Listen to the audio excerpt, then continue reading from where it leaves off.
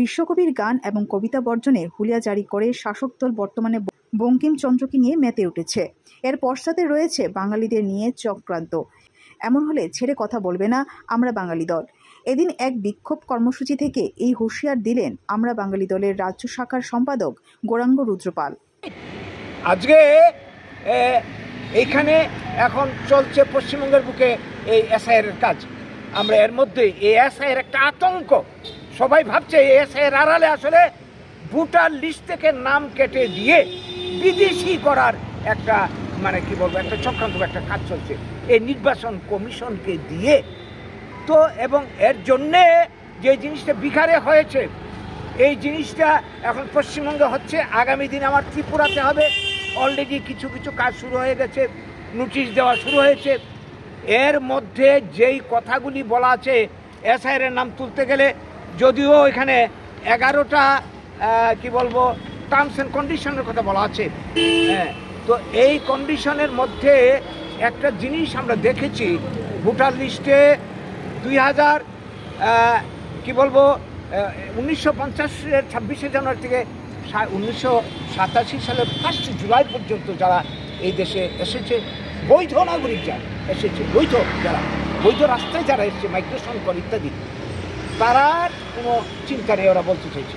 কিন্তু তারপরে যারা এসছে 2004 সাল পর্যন্ত তাদের জন্মের সার্টিফিকেট দিতে হবে, বার্থ সার্টিফিকেট দিতে হবে নিজের, এবং তাদের মা বাবার বার্থ সার্টিফিকেট দিতে হবে। আরও অনেক কন্ডিশন আছে, এই কথাগুলি কিন্তু ফর্মের মধ্যে নেই। এবং আজকের দিনে আপনাদেরকে এই কথাটা বলতে চাই আমি, ফর্মের 2টা অংশ আছে রাজ্যবাসীর উদ্দেশ্যে।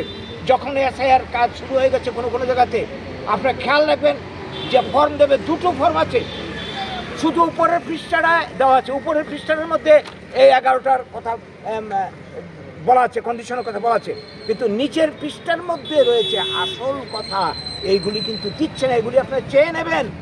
এর মধ্যেই মূল কথাটা রয়েছে বাঙালিকে কিভাবে ভোটার তালিকার থেকে বৈধদেরকে বাতিল হয়ে যেতে পারে। এই টার্মস অ্যান্ড কন্ডিশন ফুলফিল করতে গিয়ে অনেকেই এই সমস্ত প্রয়োজনীয় কাগজপত্র দিতে পারবে না, বার্থ সার্টিফিকেট ইত্যাদি।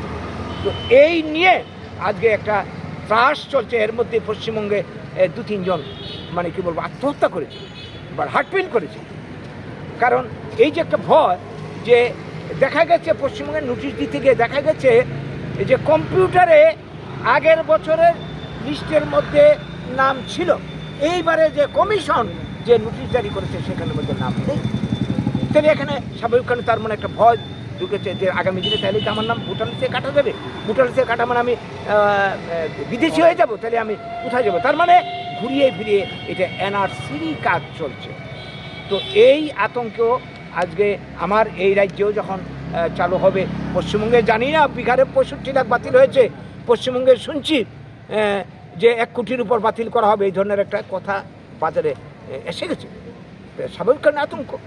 ওরা যদি অবৈধ হয়ে যায় আগামী দিনে, বা বিহারও যারা অবৈধ ঘোষণা করা হয়েছে, সত্যিকারে ভোটার যারা ছিল তাদের নাম যদি বাতিল হয়ে থাকে, তাহলে তাদের এই অবৈধ ভোটারের দ্বারাই তো আগে এমএলএ এমপি তৈরি হয়েছিল, তারা বিভিন্ন আইন করেছে, তাইলে এই এমএলএ এমপি অবৈধ হয়ে যায়, নির্বাচন অবৈধ হয়ে যায়, তাদের তৈরি করা আইনগুলি অবৈধ হয়ে যাচ্ছে। তো এই বিষয়গুলি কিন্তু আগামী দিনে আমাদের উপর একটা বিরাট আঘাত আসতে চলছে।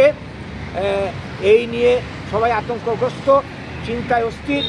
আজকের দিনে দাঁড়িয়ে আমরা এই জানান দিতে চাইছি এই রাজ্যের মানুষকে যে আপনারা সাবধান থাকবেন, আপনারা কারোর ফাঁদে পা দেবেন না, এবং খুব চিন্তা ভাবনা করে আপনাদের কাগজপত্র যা দেওয়ার দেবেন, প্রয়োজন আমাদের সঙ্গে যোগাযোগ করবেন। এবং যদি কোনো বৈধ ভোটারের নাম ক্যান্সেল হয়ে যায়, এটা আমরা এই নিয়ে আমরা রাজ্য জুড়ে সবাইকে নিয়ে আমরা লড়াই তৈরি করব। আমরা এই কাজে আপনাদেরও সহযোগিতা চাইছি, সবাই সহযোগিতা চাইছি।